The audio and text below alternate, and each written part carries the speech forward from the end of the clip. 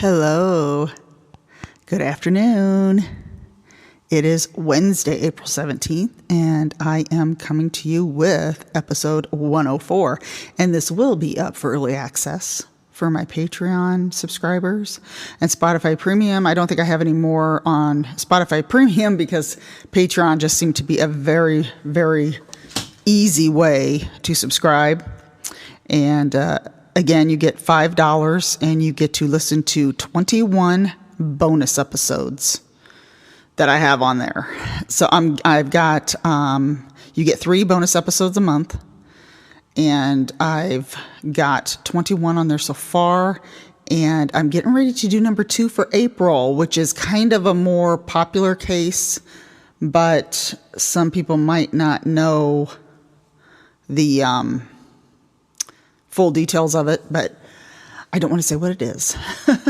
But it is a very, very interesting case, and it is popular. And it's about someone famous, so I'll just leave it at that. But you can subscribe to my Patreon. You get my full novel, Stranded in Time, which is a time travel novel, plus with me reading it. And you get the bonus episodes, plus sometimes you get, most of the time you get early access. It depends on if I can get it out before Friday. So this will drop on the podcast on Friday the 19th, but for now, my subscribers are getting it early. And this is the story. It's a follow-up from last week. And if you listened to last week, the Oakland County child killer case, I said that there was going to be another episode with some more suspects that wasn't identical as the last 4, as the 4 that I mentioned in that episode. You can tell that those 4 had a pattern that was done by the same killer. These cases right now that I have are ones that are suspected to be linked to that. And I am drinking Java Mama Cad Bunny, which is left over from our Easter collection. Cad Bunny is like a chocolate caramel. It is wonderful, wonderful. I just ordered Bananas Foster Storm, and because today is National Banana Day, my favorite fruit, and so I ordered that, and the salted pretzel one, and the happy birthday coffee. Very good. Java Mama is delicious and air roasted, so you get the full taste of the bean, not the roaster. The teas are wonderful too, which is actual tea leaves, not ground tea, but tea leaves. So, okay. Episode 104. My sources are newspapers.com, the Charlie Project, which my Patreon subscribers, the money gets donated to the charlieproject.org. And I donate $10 a month. And I only get paid right now, I'm only getting paid $12 right now a month because I only have a few subscribers. So really, $10 of that is going to the Charlie Project. And so a percentage, basically, or half of what you pay for Patreon, which is $5, goes to Charlie Project, which is a site that helps missing kids who were never found. And that is CHARLEY project.org. And you can go there to read about their mission. And OhioAttorneyGeneral.org, Wikipedia.org. And there's one more I used for the last victim here, home.iape.org. is another one that I used. I want to make sure I got all that in there. And the first victim was a girl named Donna Serra. That is Serra. Her parents were Elaine and Joseph, and they were from Macomb Township. Now, all of this is Oakland County. So there's different towns, different townships that a lot of this, and you know that from the last episode that some of them were in different towns. Well, Donna's mom, Elaine, went to pick her up at school. She was just getting out of high school, but she wasn't there. You know, her mom thought, well, maybe she went back in or maybe she got another ride home. So she just went home. Now, this was in 1972, and it's not common. It's not uncommon for this to happen, because it's not like now where people are very, very, very protective when they pick up their kids. Back then, you just went home with anybody or walked, and it really wasn't a big deal. But she went to pick her up at high school, and since she wasn't there, she went back home. What happened was Donna had gone back inside the school to talk to her sister, and then when she went back out, her mother had already left. So then Donna went looking for a ride home.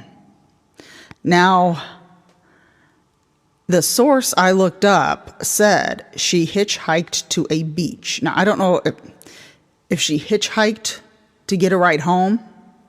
She was found on October 20th of 1972 in a creek face down in rural Macomb County. Now, it looked like she was taken by the high school. South Lake High School was her high school. 3 weeks before, she was strangled and sexually assaulted. Her bootlace, she had a bootlace, and they think that she was, well, they know from evidence that she had been strangled with a bootlace from her hiking boots. And this was 3 to 4 days before she was found. She had been drugged with barbiturates, and this case is reopened.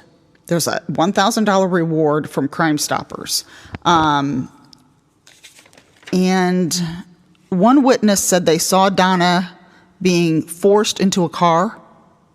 Her class ring, South Lake High School class ring, which had her initials and DMS, her initials DMS were on the ring and the name of the high school. Those were missing as well. And a silver ring with 2 hearts. Those were also missing. And Crime Stoppers, there is a number just in case anybody knows anything or has found anything. I didn't get the area code. I'm pretty sure. Yeah, I didn't get the area code for Macomb County in Michigan, but Oakland County, Macomb Township. 445-5227 is the Crime Stoppers line. Sheriff's Department, 469-5151 or 466-8700. I should have Googled the area code, and I didn't even think about that, but you can Google the area code. That is Macomb. It's rural Macomb County is where she was found, and that is in Michigan. So it's Macomb County. It's also Macomb Township, so it's like, kind of confusing. But that is the phone number just in case anybody out there just happens to know, and I'm going to put that in the show notes as well. And I will probably put that in another post so that everybody can see it, not just, this is a regular, I forget. I'm doing this early for Patreon, but it is going to be on the podcast. Then there was 13-year-old Jane Allen. Now, she was born September 15th of 1962, and she was also seen hitchhiking between Pontiac and Royal Oak in Oakland City, Michigan. And I mentioned Royal Oak in the last episode, that one of the suspects had lived in that town. And hitchhiking was not uncommon in the 70s. A lot of people did it. I think now it's illegal. Back then, they didn't really see anything wrong with it. I guess they just left it up to the person to hitchhike, but it's very, very dangerous. She was seen hitchhiking, and this was on August 7th of 1976 when she was seen hitchhiking in Oakland City, Michigan. Now, she was reported missing by her father on August 8th, which was the next day, 1976. She was found in the river in Miamisburg, Ohio, on August 11th of 1976, over 200 miles away from her home 4 days later. Now, she died of carbon monoxide poisoning, but I didn't get any other news on her disappearance. Like, I didn't get any witnesses. I didn't get any more information on her, but I wanted to mention her because she was only 13 years old, and she is also, their thinking was linked. But carbon monoxide poisoning, I'm not sure exactly how that happened unless they left her in a car and left her in a garage. I don't know exactly how that happened, but she was suspected to be linked to the Oakland County, because this was around the time the Oakland County child killer case was going on. And so I think that's why, but she was found in the river, and Donna was found in a creek. So these girls are found in a river where, as last week's episode, they were found close to the roadway, like they wanted to be found. So the next victim is Kimberly Alice King. Now, Kimberly Alice King spent September 15th, 1979, at a friend's house across from her grandparents' house. And this was in Warren, Michigan. Warren, Warren. She snuck out of her friend's house. She snuck out of her friend's house and called her sister at 11 o'clock at night. And I never found out why she snuck out of the friend's house. Maybe she didn't want to stay there. Maybe, I don't know. But she told her sister she was at a phone booth. And her sister told her to go back to her friend's house. But Kimberly never did. She never showed up anyway. And they thought she was a runaway. The police thought she was a runaway, but she did not have a history of leaving home like her sister did. Now, her sister, on the other hand, did have a history of that. Then they believed she went to Grand Rapids, Michigan, but they couldn't find her. I don't know why they thought she went to Grand Rapids, but then they thought she was a victim of the Oakland County child killer.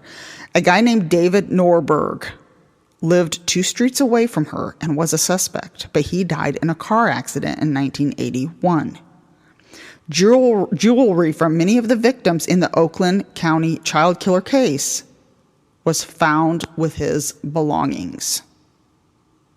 David Norberg. Now, that suspect was not mentioned last week in my research of the Oakland County child killer. But that's really interesting. Very interesting. His body was exhumed in 1999, and they did a DNA test on his hair compared to the strand found in Tim King's murder, which has been tested on other suspects. And there was no match. So there was no match on that hair. And like I said, there were other suspects that they tried to match that with, and there still was no match. They still suspected he was involved, though, but it was all circumstantial evidence. There are other possible links to the Oakland City killer. This is a town in Michigan. I'm going to spell it Oscoda. Oscoda. Halloween, 1969, October 31st. Patricia Spencer, 16 years old, and Pam Hobley, I think it's Hobley, Hobley, 15 years old, were attending their high school's homecoming football game. A driver picked them up and took them to a gas station. They had not been seen since. Someone saw them walking on River Road going away from the school, but that was it. On November 10th, 1972, 5:30 p.m., 16-year-old Laura Wilson went missing from a grocery store. Her body was found right after in Wayne County, and that was pretty close to where she lived. She was raped and had her head smashed with a brick. Now, this is the thing that really upsets me. And her mother, I have a photo of her mother holding a photo of her that I'm going to put in my photo dump on Instagram. Evidence was destroyed by a police order. Evidence was destroyed by a police order. Evidence was her blood-stained clothes. In 1977, they were destroyed. The brick that had hair and blood on it were destroyed in 1984. Also destroyed nail scrapings and rape evidence. Why this was destroyed, I have no idea. So now finding her killer will likely never be done. I think I read, it kind of gave a little bit about they thought they had their killer and it wasn't him, so they destroyed the evidence. That doesn't make sense to me. Why would you destroy evidence? Oh my gosh, that just floored me when I read that. And then February 2nd, 1977, Valerie Bishop, 10 years old, was murdered on the west side of Detroit, raped and stabbed, and this was not far from her home. She had went to the grocery store for milk, and her body was found in the snow. Now, the nickname for the babysitter killer, as well as the Oakland County child killer, was also Snow. Snow was in another name for them. The snow killer or snow child, something like that. Because there was a couple of them found in the snow. Because it took place during wintertime. And this was in February, and that's when they took place, around that time in last week's episode. But a 30-year-old guy was charged, but then they let him go because there wasn't enough evidence. There's so many cases, more than 19,000 unsolved homicides in Detroit dating back to 1917. All unsolved, more than 19,000, as well as, these included. These homicides were never solved. They think they had something to do with the Oakland County child killer, and they could have, but there's no evidence linking them to him. When I read this about this guy that had the jewelry from him, I thought for sure it was him, but you never know. They could have pawned the jewelry or got rid of the jewelry and he had it, but it's just strange that he had the jewelry from more than one of the victims. And David Norberg, I was going to look him up and I didn't, so I'm going to try to look him up and see if I can get an image of him to put on my Instagram. And the Instagram is at Kelly's Coffee Crime Chat is the Instagram page. I also have my Facebook, Kelly's Coffee and Crime Chat, which is a private group that you will have to request access to, and that's on Facebook. So I will leave my email and everything in the show notes. If anybody has any, I know this was years ago, and I know it's probably not likely that anybody would have any information, but there are rewards, especially, these ones that are reopened. There is fresh eyes, I guess, detectives looking at these, and that's why they reopened the Donna Sarah, if that's how hoping I'm saying that right. And that's why they reopened her case, because they are looking into these. Oh my gosh. The 4 last week they were all definitely connected. The kids were fed and kept before they were killed. And they were all, there was a shooting in one and the rest were killed by strangulation. But they kept them and fed them. And they didn't really say they did that with these victims here. But they were still had to be considered to be linked somewhat to them because of the areas they were found and the time that they were found. And strangulation, plus stabbed, and oh my gosh, I cannot imagine this. So I just wanted to talk more about this case because I had more victims, but I didn't want to confuse. I wanted to separate both episodes because I wanted to talk about the 4 that were definitely linked together last week, because I didn't want to confuse people with a bunch of, when I listen to a one episode of a podcast and there's all these names and all these, I have a hard time keeping them straight. So that's why I wanted to do this one separate. So that is the case of the Oakland child killer and, excuse me, other victims that were linked to that. I should have brought my water up here and I didn't. So I want to thank everybody for your support. And if you cannot, join Patreon or anything like that, reviews also help, or ratings on Spotify. Spotify is where you rate them, and Apple is where you actually get to write the review. So Spotify, it's kind of difficult to find. I think you hit the 3 dots. If there's dots there, you hit rate show, or the 3 dots, and then hit rate show, and then you can give the stars, how many stars you want. But I appreciate everybody's support, and I am so happy to be over 100 episodes. And I'm hoping that everybody does enjoy my ad-free podcast. And I know they're not very long, but that's because I'm doing this by myself. I have no ads, and I don't get off track that much at all. But I think that's why my episodes are so short. And that's why I get to do more. So I do 3 bonus episodes a month. I'm getting ready to do number 2. We are getting things ready for my dad's celebration of life. So that's why my time has been kind of filled a little bit. So I do want to definitely do the number 2 episode here soon for April. I hope everybody's having a wonderful season. It has been very windy here, rainy, then it's not rainy, then it is rainy, then it's warm, then it's cold. It's so strange. But I'm now watching, and I've watched these before, but I'm getting back into them on Max is ID's show, Web of Lies.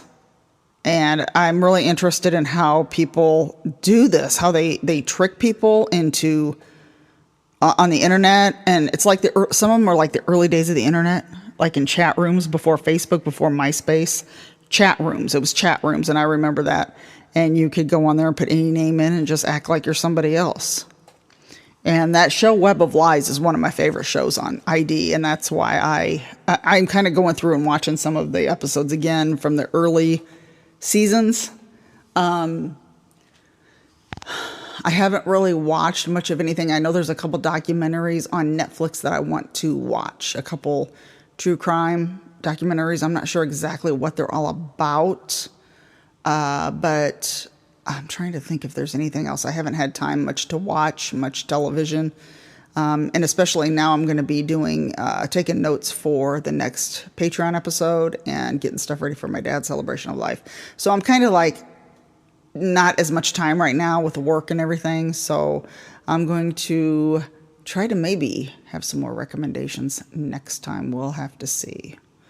Because like I said, I've just been pressed for time lately, but I want to thank everybody for your support and have a wonderful, wonderful, we're in the middle of the month already. Have a wonderful weekend, everybody, in the middle of April. And I hope everybody's staying safe and having a wonderful spring. And I will see you next time.